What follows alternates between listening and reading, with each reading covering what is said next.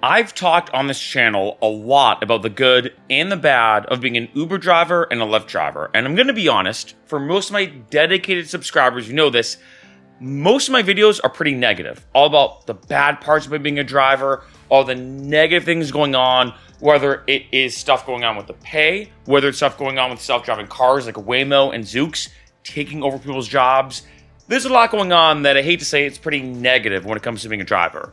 That being said, there are a lot of positive things and a lot of uplifting things that have been going on when it comes to Uber drivers and Lyft drivers. So in this video, I'm going to talk about the 5 things that are getting better when it comes to being a driver for Uber and Lyft. Number 1, awareness. This is kind of like a general one, but I want to say this because back in the day, even like a few years ago, when I talked to my friends being like, yeah, man, Uber drivers and Lyft drivers don't get paid that much. They'd be like, what do you mean? Like Friday and Saturday nights, I heard they get paid bank. I heard they get paid 30, 40, 50 an hour. And I'm like, no. In addition, I think back in the day, again, only even a few years ago, a lot of people didn't realize how much Uber and Lyft kind of ruined people's lives in terms of leaving them out to dry, like say an accident happens, or how they, kind of tried to dodge things like back pay and all these different things. There's a lot of things that Uber and Lyft did. Hate to say it, and I think there's a lot of positives from Uber and Lyft where they've, created literally millions of jobs, right? Uber and Lyft has changed tons of people's lives, both passengers and drivers. And I think that now, especially at the end of 2025, going into 2026, the good thing is I think now the general public is more aware of how bad Uber and Lyft has treated its drivers. And I want to say that as like a general start to this video that sometimes that's a big first step. That, like I said, even a couple years ago, a lot of my friends, family, even online, people didn't really realize how bad those companies were and how bad those companies can be. Now they do. There's a reason why now lawmakers bring it up a lot. There's a reason why in legislation that there's a lot of stuff going on when it comes to drivers, talking about, hey, we need to do this for drivers. We need to do that. There was different things being passed about deactivation, unemployment, all these different things like insurance. I mean, there's a million different things that go on to becoming a driver, and there's a lot of stuff, as we all know. But I think the biggest thing that I've noticed, especially this year as time has gone on, is now there's just way more awareness of how bad the drivers are being treated. And as a result of that awareness in general, that equals better change. That equals more people fighting for drivers, whether it's the general public or lawmakers or everyone in between, which is huge. Number 2, unions. Now, I want to say, when it comes to unions, they're not perfect. And having a union does not automatically mean everything's all amazing and whatnot. That being said, as you can imagine, they're massive when it comes to pretty much any industry. And for a long time, rideshare drivers fought to have unions, and now we finally have them. What's weird about America, and I get it and I don't, of course, being an American, is you have federal laws, of course, but then you have state-by-state laws. And this is why I say in so many videos, for numerous different reasons, your location is the number one factor that determines how much money you make. And in my opinion, the most forward state, which is ironic, the most forward state for rideshare drivers, Massachusetts, which is, of course, where I grew up. I drove in Boston, and now I live in LA. And I want to say that in Massachusetts now, unions have passed. And in addition, here in California, I think this is about a week or 2 weeks ago from the time of this video, unions just got greenlit. Meaning now we're going to have unions in California for Uber drivers and Lyft drivers. And this is the thing. When I look at the big states when it comes to ride sharing, what happens is this trickle effect, or this breadcrumb effect, that you may be in Iowa, or in Illinois, or in Florida, and say, hey, well, Massachusetts did that. Why do I care? It's because states see what other states are doing. And California is by far the biggest rideshare state in the country, not even close. And the Massachusetts, also a pretty big one. I think not as big as maybe some of the other ones, but still a big one nonetheless. And this is something that you might start to see happening a lot more and more states having rideshare unions. And of course, when it comes to unions, definitely a subject for a whole different video. I don't think I've ever done a dedicated video about rideshare unions and the pros, but also the cons. There's pros and cons on both sides. But overall, it's almost always a net positive when it comes to any industry, any field, any whatever. And I think the fact that unions now are forming for rideshare drivers equal way more protection than ever before for all my drivers out there. Number 3, tipping. Now, I know some drivers are going to have different perspectives on this, but I will say this. I think tipping for rideshare drivers is now more common than ever, because back in the day, and a lot of people don't even remember this, when I first started driving, and this was in 2015, my first ride was in January of 2015, so over 10 years ago, you were not supposed to tip. There was 2 reasons why. Uber and Lyft banned tipping. I'm not making this up. One, they wanted things to be what's called a cashless transaction, meaning the payment happened behind the scenes. There wasn't this awkward interaction like a taxi where you're like, hey, I have a 50, can you break a 50? How much, like that kind of thing. You both knew that there was a payment happening, but it was almost this illusion that happened behind the scenes. It didn't happen during the ride. That was the first reason. The second reason is Uber and Lyft just said, in general, sorry, you can't accept tips. I remember Uber even had as like part of their training when I was an Uber driver, saying, oh, if someone offers you a tip, you say no. If they offer it to you a second time, you also say no and say, hey, we don't accept tips. If then they persist and offer it to you a third time, then you say, okay, you don't have to tip, we don't accept tips, but thank you very much. So for years, it was actually, not only was it a vague area when it comes to tipping your rideshare driver, it was actually banned. Uber and Lyft was very hard on its drivers to say, hey, no tips allowed. And then, I don't know when it exactly was. I don't remember the year. Maybe it was during the pandemic. I can't remember exactly when it changed. And then Uber and Lyft said, hey, make sure you tip your drivers. And I think a lot of people were like, tipping? That was never a thing. And I think now it's becoming more and more common. I do still think out of any industry I can think of, rideshare drivers are the least tipped period. When it comes to delivery driving, you tip before you even get your food. And I hate to say it, I've had some pretty bad delivery drivers. When it comes to going to a bar and getting a drink, when it comes to going to a restaurant, when it comes to a lot of industries, you tip. And yes, I think we can all agree that tipping culture has gotten a bit out of control. I think that's a very common theme and a common perspective a lot of people have. Rideshare drivers, I think, are the most under-tipped by far, because once you leave that vehicle, there's no, what I might even call it, social pressure if you don't tip. It's not like at a bar. Your bartender will go pretty aggressive if you give him a 0 as a tip. At a restaurant, you're gonna be asked, hey, we saw you gave a tip, or even a bad tip. What happened? Was our service bad? They're gonna confront you. With a rideshare, the most classic line every Uber driver and Lyft driver hears is, I'll tip you in the app. And as a driver, you're like, okay.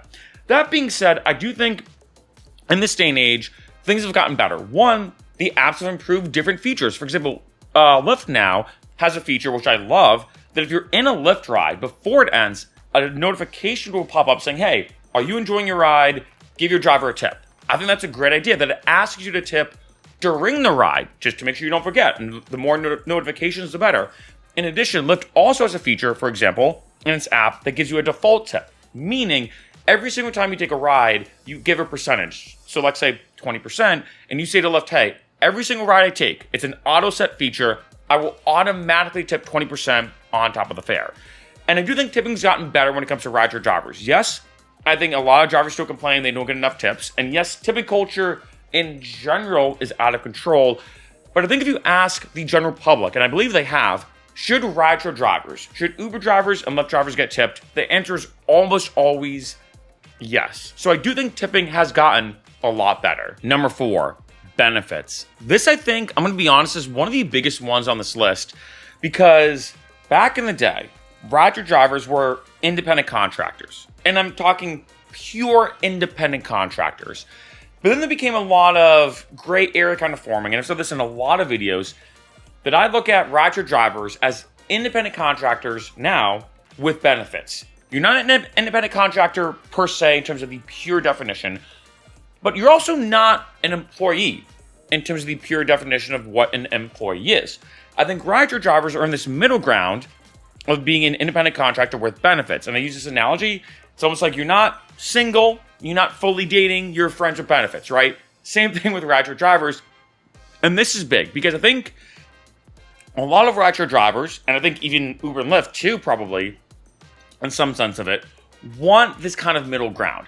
they want to kind of have their cake and eat it too. They want to stay as an independent contractor for numerous different reasons. There are benefits to being an independent contractor, but also they don't want to have to deal with the BS from Lyft and Uber that they get no protection from because they're an independent contractor.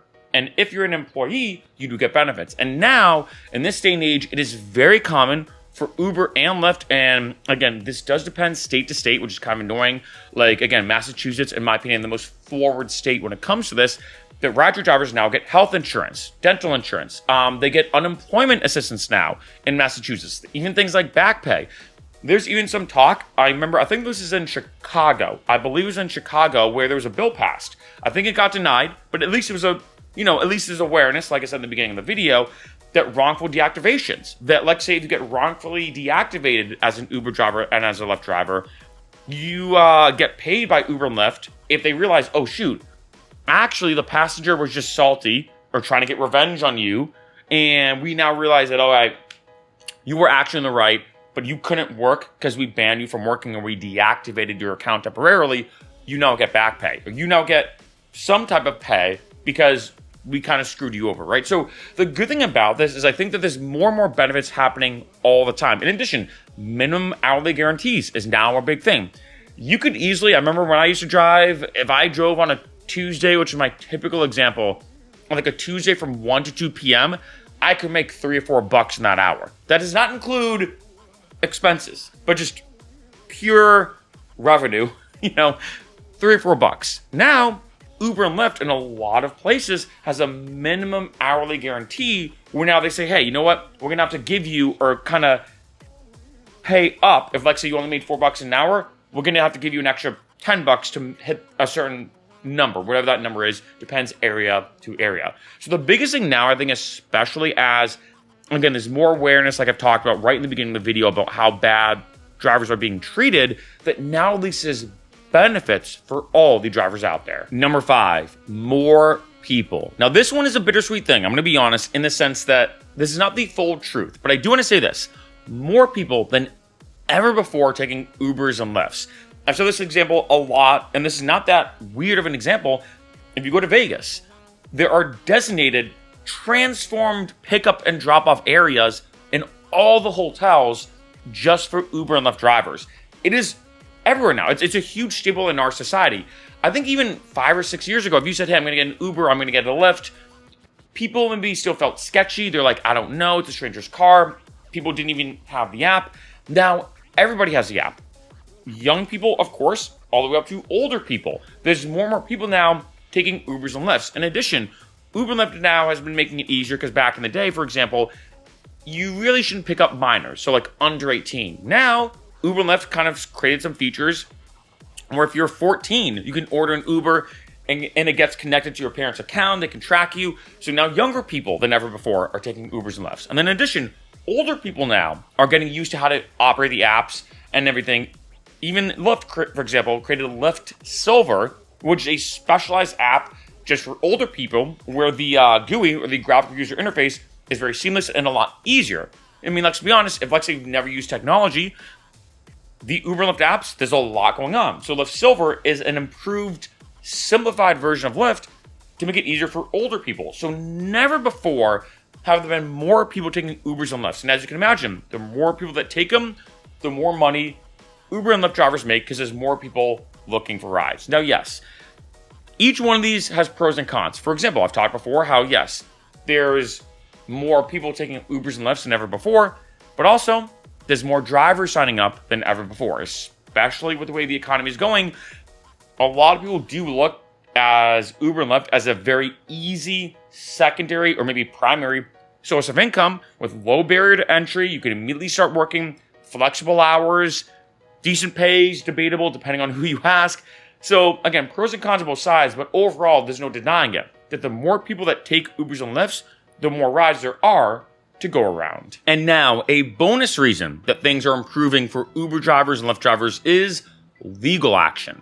And what I mean is Uber and Lyft has been sued and gone after legally numerous times.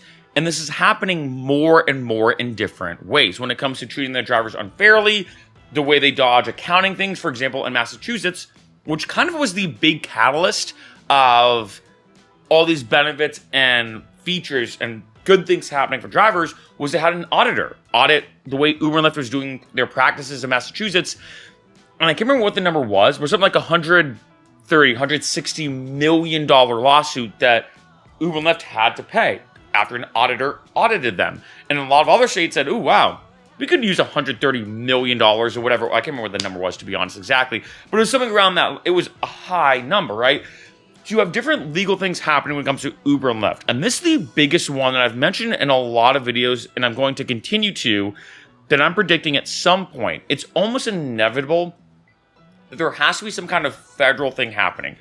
Because you see all these things happening and popping up in different states all over the country with benefits for drivers, wrongful deactivations, they need to get insurance, they need a minimum hourly guarantee, there needs to be some type of protection, etc., etc. And I wouldn't be surprised with all these legal things happening now that something happens. For example, here in California, like I said, you can now have unions, right? And there's a lot of things always happening with Uber and Lyft. And like I said, to kind of bridge the gap of this whole video, I started off talking about the awareness, which I think is the biggest thing. Just by the general public, even your common Joe Schmo knowing, yeah, drivers get treated pretty badly, can have a huge ripple effect, a massive ripple effect. And I think a big part of that, now ending the video on this point with the bonus point, is now you have legal entities legally going after Uber and Lyft and suing them, or going after them for, like I said, numerous of things. Wrongful accounting or financial practices, the way they classify their drivers, the way that they basically treat their drivers like crap. There's a lot more. And remember, like I said, awareness, which might just start with the general public knowing and talking and kind of word of mouth, if I word it like that, eventually now equaling big time legal action only equals one thing, and that's a better ride-sharing world for all the drivers out there.